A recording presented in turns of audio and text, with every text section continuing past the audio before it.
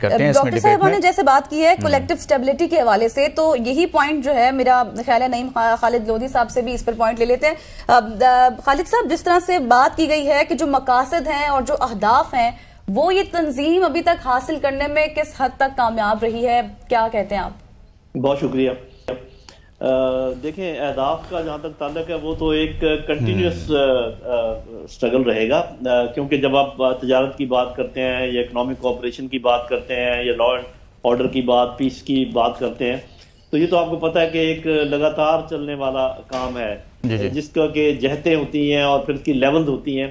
تو یہ تو ابھی چلے گا، اور ابھی میرا خیال ہے کہ اس میں کوئی بہت ایک بنیاد تو موجود ہے اور آپس میں تجارت بھی ہو رہی ہے، لیکن بہت سارے ایسے ممالک ہیں جن میں ٹینشن ہے اور اس قسم کے معاملات ہیں. یہ دیکھیں، جو ہم بات کر رہے ہیں نا کہ یہ یونی پولر ورلڈ اور ابھی وہ ختم ہو رہی ہے اور ملٹی پولر ابھر رہی ہے، یہ ابھی تھوڑا فلکس میں ہے.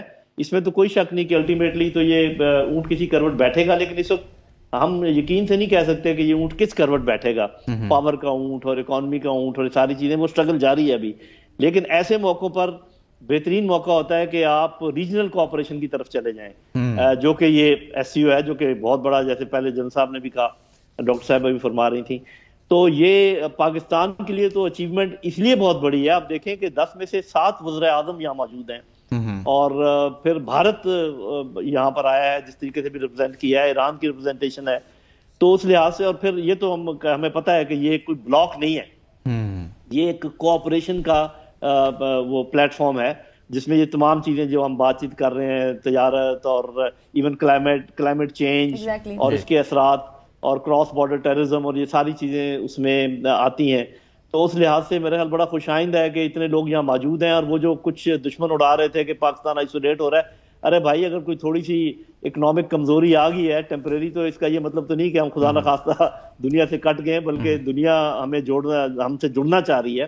اور اس میں یہ جو بھارت آیا، یہ خاص کر اس چیز کا انڈیکیشن ہے کہ وہ بھی سمجھتے ہیں. جنرل صاحب، اس میں ایڈ کر دیتا ہوں، اس پہ بھی آپ کمنٹ کیجئے گا کہ جس طرف آپ اشارہ کر رہے ہیں کہ آئسولیشن کی بات ہو رہی تھی، چائنی پرائم منسٹر کا آنا، صرف انہوں نے یہ میسج دیا کہ وہ صرف اس کانفرنس کے لیے نہیں آئے، بلکہ ایک روز الگ سے بھی آئے ہیں، اور مزید وہ سائلنس ملاقاتیں ہو رہی ہیں، ایک سرکاری دورے پر ہیں. تو وہ میں کو دے رہے ہیں کہ چاہے کچھ بھی ہو، ابھی جو چائنیز ہمارے یہاں پر کام کر رہے تھے ان کو ٹارگٹ کیا گیا، بٹ وہ دنیا کو پیغام دے رہے ہیں کہ ہم اپنے سی پیک اور پاکستان کے ساتھ پوری طرح سے کھڑے ہیں. تو وہ آئسولیشن والا نیریٹو تو ٹوٹ گیا پھر. جی بالکل. اور یہ دیکھیے کہ چائنا کا جو لوگ آئے ہیں اور جو روس سے لوگ آئے ہیں، بہت بڑا کنٹیجنٹ ہے. جی. اور وہ صاف ظاہر ہے کہ اس کا یہ مطلب ہے کہ ہم صرف ملٹی لیٹرل نہیں، کوئی بائی لیٹرل کام بھی اچیومنٹس ہیں پاکستان کی ہو رہی. کچھ کا ذکر کر بھی دیا جن صاحب نے، جیسے ایئرپورٹ ہے اور باقی بات چیت ہو رہی ہے. آپ کو یہ بھی پتا ہے کہ کچھ بڑے سربراہ جا کے آرمی چیف کو بھی ملے. تو یہ ساری چیزیں بہت امپورٹنٹ ہے. اور میرا خیال بڑے بیلنسڈ اپروچ لی ہے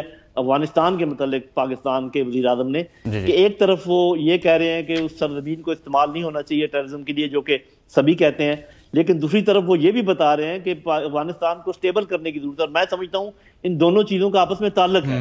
اگر آپ افغانستان کے اندر سٹیبلٹی لے آئیں گے، اگر آپ ان کو انگیج کریں گے، کیونکہ میں یہ سمجھتا ہوں کہ ایس سی او میں باقی تمام ریجنل ممالک تقریباً شامل ہیں سوائے افغانستان کے، ان کو بھی اگلے چند سالوں میں میرے خیال شامل کر لیا جائے گا، مجھے ایسے نظر آتا ہے. اور میرا ہمیشہ سے یہ رہا ہے سٹانس کہ ہمیں افغان حکومت اور تحریک طالبان پاکستان کو ایک ہی اینٹی سمجھ کر اکٹھے لمپ نہیں کرنا چاہیے. ہمیں افغان حکومت سے بات چیت کرنی چاہیے اور تحریک طالبان سے لڑائی کرنی چاہیے، جو کہ اس لیے کہ وہ جس طرح سے آپ نے بات کی ہے کہ ظاہر ہے اب یہ افغانستان کے لیے خود بھی امپورٹنٹ ہے. اگر وہاں پر طالبان کی حکومت رہے گی، ہوگی، تو یہ ان کے لیے بھی بینیفٹ ہوگا اگر یہ تمام تر معاملات وہاں تک جائیں گے.